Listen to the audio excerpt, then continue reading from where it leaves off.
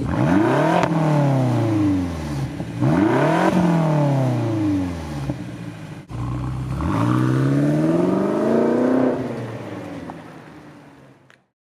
guys, and welcome back to the channel. Today we're having a look at this 2016 BMW X5M.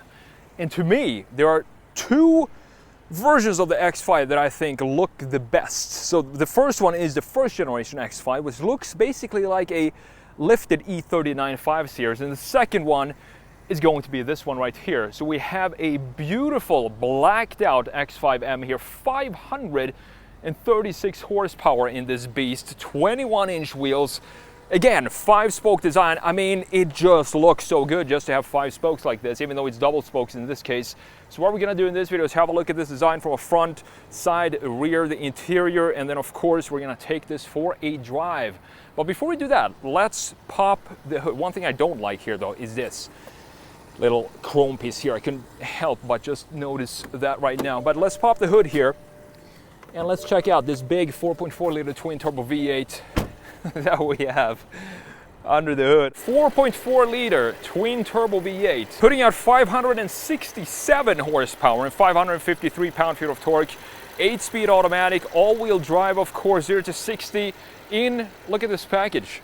Would you believe that this in 2016 would do 0 to 60 in 4 seconds? Well, that's what you get with this SUV right here. Fuel economy comes in it. I mean, fuel economy with this one, you can't expect it to be great. 14 city, 19 highway, and the price for this right here at European Auto House is $29,999. If you're interested in this one, I'm gonna link it as always down in the description. So let's close the hood, let's shut this off, and let's have some quiet time and talk about this absolutely stunning design. There are a couple of features in the front end that looks a bit out of place. I'm gonna talk about those in a minute. Let's start with the front end design here.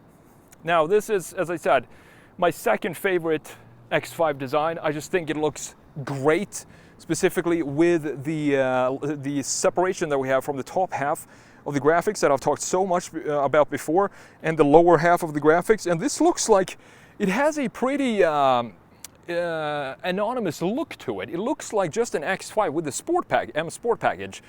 You wouldn't think that this has over 500 horsepower under the hood. We have the big BMW logo up top. Look at the sculpting here on the hood. These are these pen lines that you can see from the designers and how they sketched this beautiful car up. We have a connection with the headlights to the grille here, like we have on the previous generation 5 Series, which I thought was pretty cool, that we have the headlight going in and connecting right here. We don't have some sort of bodywork like we have in the old X5s. Instead, this goes straight into the grille. X5M logo here. The X has fallen off in this case, unfortunately. Maybe it looks even better if you just take this off because it's chrome. We have the angel eyes still for the 2016 model here with the daytime run lights. As you can see, beautiful, confident looking front face for the BMW. I mean, this is when you looked at a BMW, even if you did not know anything about cars, if you saw this, you would still know that this is, of course, a BMW, and that is how strong their brand identity used to be. Hopefully they get back to that shortly now with the new design team, when they fired people and then replaced the entire design team, essentially.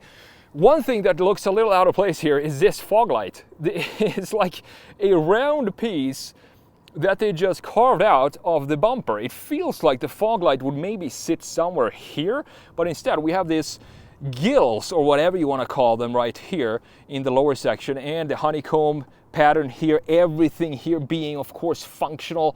You need as much cooling as possible for a big 4.4 liter twin turbo V8 like we have here. You have cooling in the kidneys up here, cooling in the middle, and cooling all the way down low and on the sides, of course, as well, with the parking sensors integrated right here.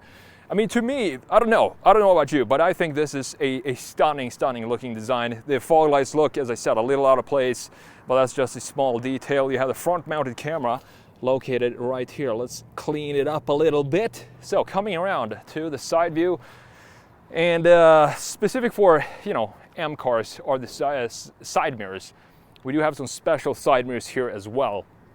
And when we before we pop the hood, I said that I'm not a fan of this, because this is a feature.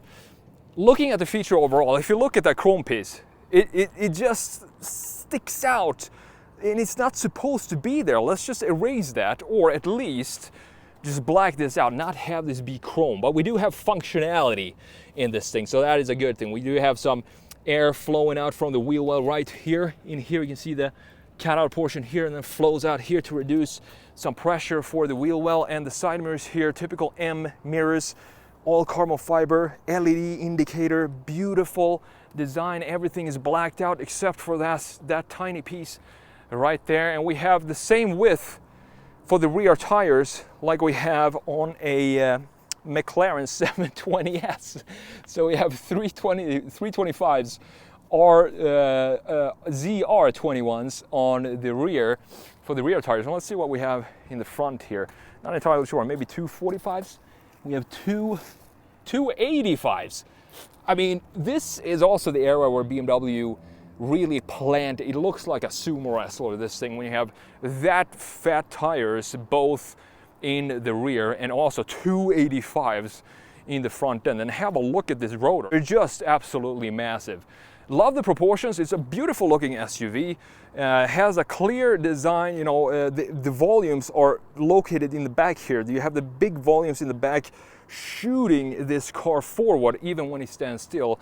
I think it looks absolutely stunning. We also have a beautiful shoulder line here. You can see how this goes from, you guessed it, the corner of the taillight right here, cutting through into the door handles. Front door handle fades in the front, and it doesn't really have a connection to what's going on in the front end, but that's totally fine. I think it's beautiful anyway. And we have this big side skirt or rocker panel down here that swoops outwards like this, just hugging the road in a side view as well. I mean, it just looks beautiful, this car. Now, coming around to the rear end, one little line that I want to bring your attention to, something that not a lot of people are going to notice, but I noticed this line right here. Not sure if you can even see it. There's a small little chamfer that goes right here into the deck lid and up in the D-pillar.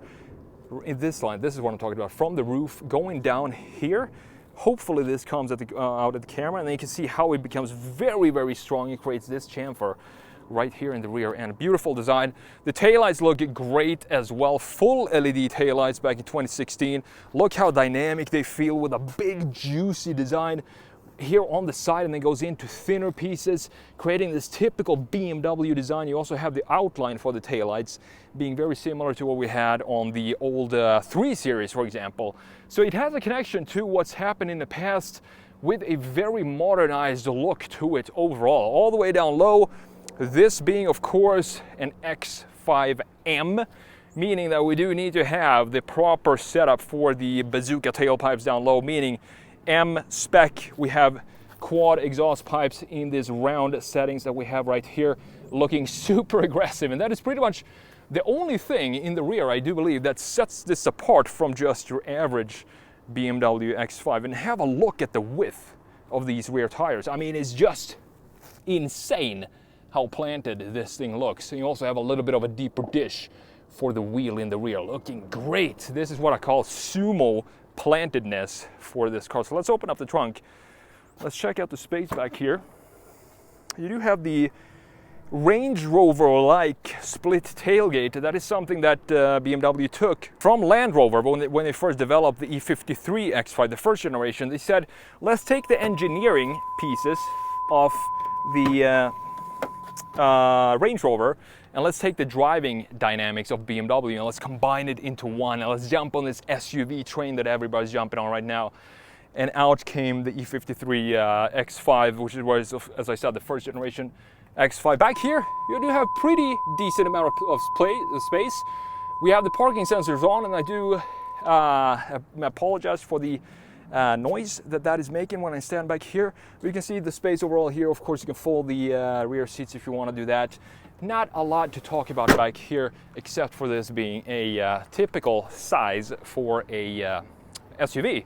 So with that said, we talked about the stunning in the exterior. Let me know what you think about this. Which is your favorite X5 model? Is it the first generation, or is it even the latest generation where everything got a lot more geometrical? They just lost all that organic feel that they used to have with designs from this era. So with that said, let's have a look at the interior design. Just a quick heads up, if you're interested in learning design sketching with me, my 11-hour online class is now only $47 throughout December. And you'll learn everything from what basic tools to use, ideation sketching, rendering, car design sketching, industrial design sketching, and much more. I'm also going to go over my 2 design portfolios page by page to show you what a portfolio looks like that got me into a master's in automotive design in Italy. Check it out at analogdesignerpropack.com, linked down below. Overview of the beautiful interior. I do believe we do have to fire up this car pretty soon because the battery says that it's very, very low. So let's jump in here. You have some carbon fiber up here. All the controls, of course, for the windows, the mirrors, cup holder down there, some more storage at the bottom, X5M right there as well. So let's jump in here. Let's fire this up. Hopefully it starts up, no problems at all. Good. And look at this interior. I just reviewed the Audi RS7, which is of course from the same era as this. And I said in that video that this is my favorite era of car design. And I stand by that, even in this, the BMW X5M from 2016. So let's go into a different angle here so you don't have too much sun glare in your face when we're filming the interior. What I love about this type of interior is it's mixed between, you can see this is a very unique integration of the gauge cluster because it looks like this round piece for the tachometer and the speedometer goes all the way down low, but it's actually cut off here. So the lower section of the gauge cluster is in fact digital, and I do think that is such a cool little feature. And I have everything, as you can see, in Sport Plus. I have the driving dynamics or characteristics in Sport Plus, the engine setup and the suspension in Sport Plus, and the steering very heavy in Sport Plus as well. Just feels great. Beautiful looking integration of the gauge cluster, leather wrapped of course all around here. Small little infotainment screen. Look how simplistic this infotainment screen feels. It's not a TV, it's not an iMac 27 on the dash here. Instead, it just sits down low here in this little bay. Beautifully done from 2016. More carbon fiber here, looking nice. Also wraps around to the left side of the steering wheel and the dash right here. And if we go into this navigation system, this is not a touchscreen. I don't believe it is, though. So we can go into settings here. You can set up mDrive 1, mDrive 2, head-up display. You can see all the settings here. There's a bunch of settings. I mean, almost too many for 2016, I do feel. But if we go in, for example, into M2, you can set up your individual settings here. So you can, for example, have the suspension in comfort and the drivetrain in Sport Plus, or you can mix and match however you want here. I just like to keep it in the already preset settings. So let's go back into menu here, and you can see what you can do here. You have the navigation here. Let's pop up the full navigation by pressing this button. You can see how the navigation looks like. It looks pretty dated. I mean, it's nothing surprising there. You would definitely want to have a USB connection here and probably use Apple CarPlay. But what I do like about this is that you can see that when you tilt this downwards or upwards, it actually shows that right here on the animation. I think that is such a cool little feature that still looks very clean today. So all the further down low here, we have a couple of vents, of course, nicely integrated in this 2 separate lines here, 2 parallel lines, vents going right here in the middle, and we have the typical orange pixelated situation here for the climate control settings. I don't know how long BMW had this type of graphics, but I don't mind that at all. I just think it feels nostalgic to see these type of graphics. You know immediately that this is a BMW interior just by looking at these numbers here. Heated and cooled seats back in 2016. That is fantastic to see. You have the where you want the air to come out from here. You have fan speed as well, all of course being physical knobs and buttons. Feels great. CD player with some presets down here, volume knob. Simple layout, just like I want to see it. We have some more storage down here, cigarette outlet underneath this cover. Let's cover that back up. You also have 2 cup holders here. This is what the key looks like. I don't think BMW has switched up the keys a lot since 2016, because this looks like a modern BMW key. I love that we have the M colors here on the side. Unlock, lock, open the trunk and panic button right there. And as I said, if you're interested in this, you can go and check that out at the link below, or go to EuropeanAutoHouseCO.com. 2 cup holders and a bunch of more buttons here. So we don't have the M button here like we had on the on new BMW M cars. Instead, we have individual buttons for the setup of the drivetrain, the suspension, and the steering. So you can see how it switches up here: efficient, sport, or sport plus, and then we go into suspension, comfort, sport, or sport plus, and the steering, comfort, sport, sport plus. I like to keep everything right now in sport plus. This is a button for how fast you want, or for how harsh you want the shifts to be. I'm gonna keep it in the harshest setting for when we go for a drive. Again, why not? Parking brake right here. Weirdest little storage piece in this area. You have some more buttons here. Camera button, pop that up. You can see that we have a surprisingly high resolution front camera. If we put it into reverse, you're going to get the rear camera as well. And these cameras actually look pretty good for 2016. I'm surprised to see that. You have 360 parking sensors with this button right here. I'm going to turn it off so you don't get a lot of beeping. Split opening for the armrest. You can open it this way or you can open it this way. You have a pretty decent amount of storage down here. USB port as well as an aux port. Let's close this back down and look at these seats, just how fat and bulky these seats are. This is the type of seats that I want to see in an M product. They look like a, you know, sporty couch or something like that. They're so cushy, and you have the M logo inside of the headrest here. Heated and ventilated, as I said. Proper bolstering on the side. These are definitely going to hold you in place when you take this on the twisty roads. Coming around to the gauge cluster here, we talked quickly about this, and I do love the setup here that we have with the analog gauge clusters, with the analog speedometer and the tachometer and the fuel gauge, temp gauge, with a cutout here for the digital stuff at the bottom. I mean, it just looks great to me. Steering wheel looks fantastic as well, just a very clean, classy looking steering wheel. M logo down there at the bottom. You have the M1 and M2 setups here. You have the cruise control settings as well, in addition to some voice commands and volume knobs on the right side. Pretty small little M logo in the middle, and paddles, of course, for the 8-speed automatic. We're gonna try this out soon when we take this for a drive. Up top, a full moonroof from 2016, which was pretty unusual back in the day. But you can see it goes all the way back there. Let's keep it open for now, and let's get some light in here. So with that said, I do think we talked about pretty much everything here in the front end. So let's jump back and see if I can fit behind my own driving position.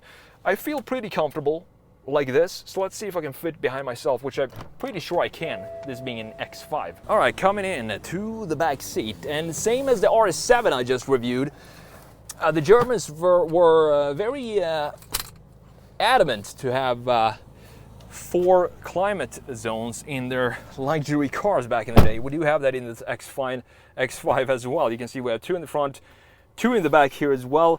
Heated seats, but no cooled seats for the back passengers, so you're gonna have to live with that. I don't think that's a very hard thing to do. Couple of cigarette outlets down here. If we fold down the center armrest, I do think we're gonna have one of these German designs for the cup holders, and you can see that right here. Not as complex as Audi models of the time, but still very German to me. No storage underneath here though, which is totally fine as well, because you do have some storage right here in the door panel, in addition to this beautiful luxury shade that you have for the passenger sides as well. It's 2016 and you have just bought yourself the top performance SUV from BMW, which is this one. This is a 2016 X5M, as you know. Okay, 567 horsepower, 553 pound-feet of torque from a 4.4 liter twin-turbo V8. It's BMW in this 4.4 liter twin-turbo V8. You see it in so many M models. And I mean, there's a good reason for that. It's a brutal motor, and specifically when you have everything in Sport Plus, like I have right now. So again, it's rush hour Denver traffic here. I don't think we're gonna get any great opportunities to push this thing, but we're gonna do our best. I put it into manual now. Paddles feel great. I don't know if you can hear the click noise they do. They feel very high quality.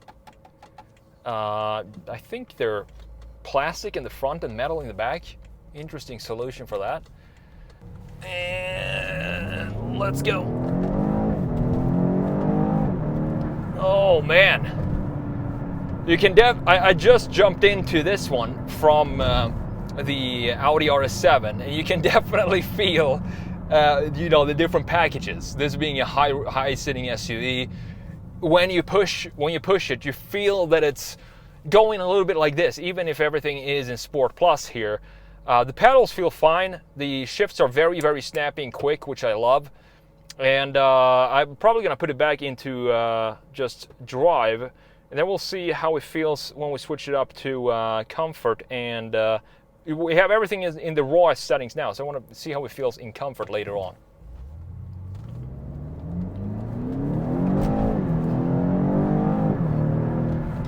But yeah, there's no lack of power in this thing, that's for sure. I mean, 567 horsepower.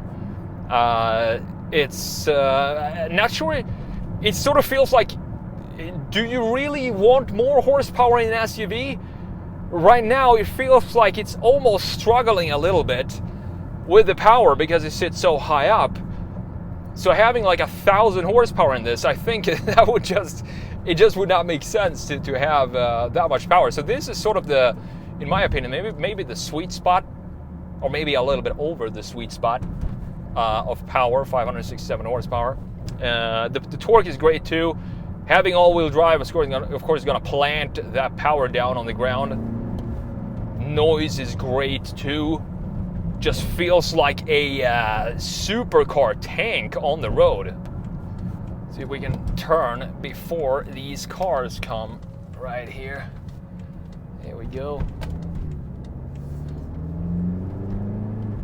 You can hear a little bit of turbo whistle when you step on it. I love to hear that, even though cars today are supposed to be so refined. You're supposed to mute mechanical noises and stuff, turbos and superchargers. That's why I love the Challenger, because you can clearly, in the Hellcats, you can clearly hear the whine of the supercharger. That is what I personally want to see when I'm driving a car like that. And I'm glad to say that we do have a little bit of turbo whine in this car, which sounds great.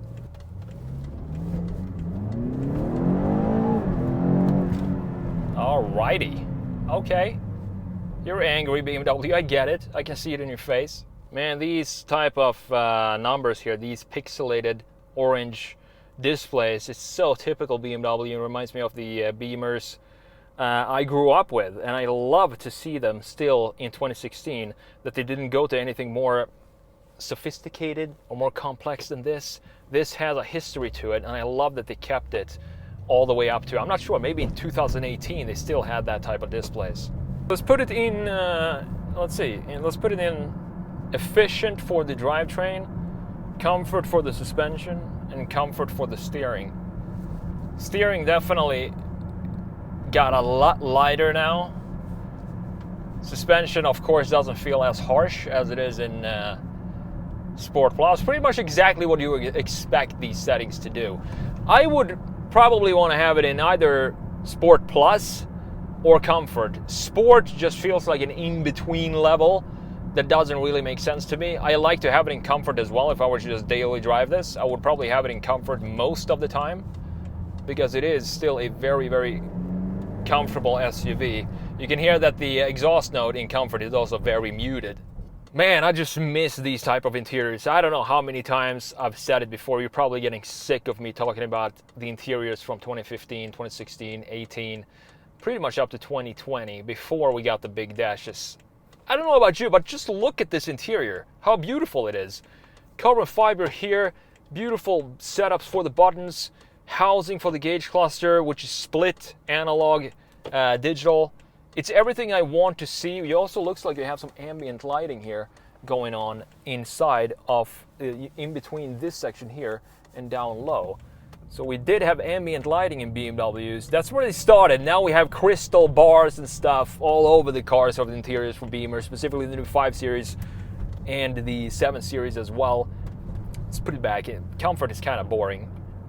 It's nice if you own this car, of course, to have it in comfort every now and then for daily driving, but just a short drive like this, we want to have it in the most aggressive setting.